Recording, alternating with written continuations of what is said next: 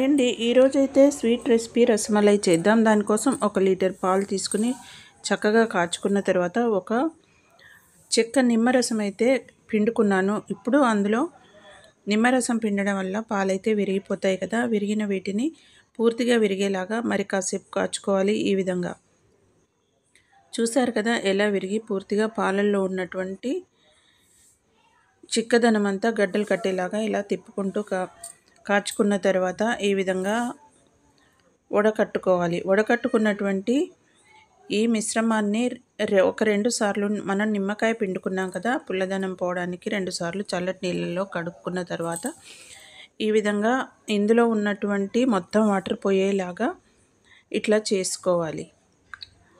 పూర్తిగా వాటర్ పోయిన తర్వాత ఇందులో కొంచెం ఒక 2 స్పూన్ల వరకు కార్న్ఫ్లోర్ వేసి దీన్ని బాగా కలుపుకోవాలి. స్మూత్గా వచ్చేలాగా చక్కగా అయితే కలుపుకోవాల్సి ఉంటుంది. చూడండి, ఈ విధంగా బాగా మర్దన చేసుకోవాలి. అప్పుడే రసమలై స్మూత్గా చక్కగా మెత్తగా కూడా వస్తుంది.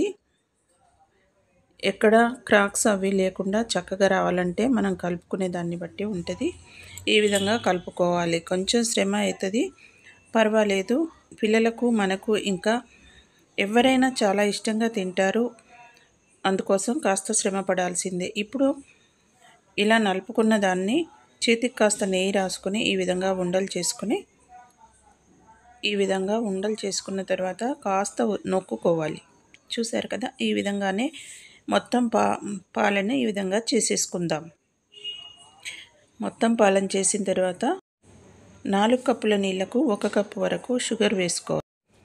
చూడండి, అన్నీ ఈ విధంగా చేసుకున్న తర్వాత 4 కప్పుల వాటర్ తీసుకుని అందులో 1 కప్పు వరకు షుగర్ వేసుకోవాలి.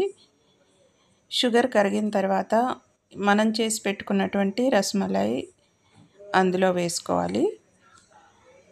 చూడండి, ఈ విధంగా చెదిరిపోకుండా నెమ్మదిగా వేసుకున్న తర్వాత ఒక 15 మినిట్స్ వరకు ఉడికించుకోవాలి. ఉడికిన వీటిని ఈ విధంగా తీసుకొని అందులో ఉన్నటువంటి షుగర్ వాటర్ మొత్తం పోయేలాగా ఇట్లాగా ఒత్తుకొని ఒక బౌల్లోకి తీసుకోవాలి.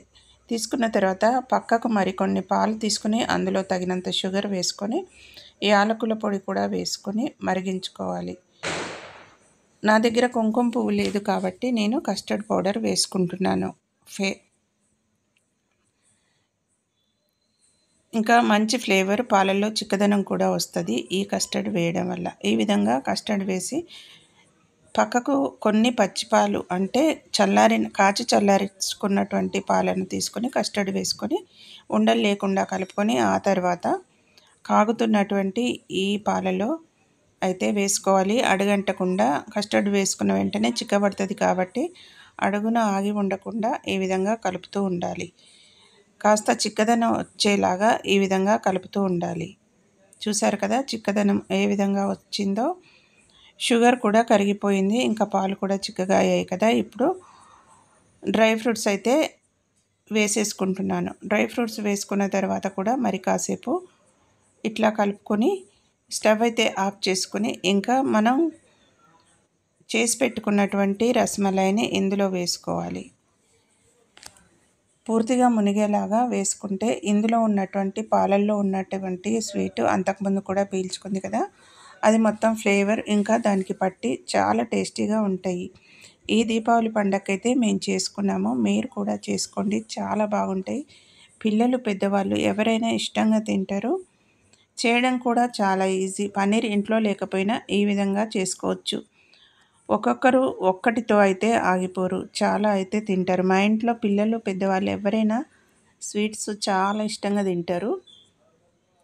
అందుకోసమని నేనైతే ఎక్కువ స్వీట్లే చేస్తాను. చూడండి ఎంత చక్కగా తునిగిందో, చూస్తున్నారు కదా. స్మూత్గా, టేస్టీగా, తీయగా చాలా బాగుంటుంది. పిల్లలకైతే చాలా ఇష్టం అండి. ఇలా చేసి పెడితే చాలా ఇష్టంగా తింటారు. మీ ఇంట్లో కూడా పిల్లలుంటే బయట తెచ్చుకోకుండా ఇంట్లోనే ఈ విధంగా చేసి పెట్టండి, చాలా బాగుంటుంది. ఇంకా హెల్తీగా కూడా ఉంటుంది కదా ఇంట్లో చేస్తే. వీడియో నచ్చితే లైక్ చేయండి, షేర్ చేయండి, సబ్స్క్రైబ్ చేయండి.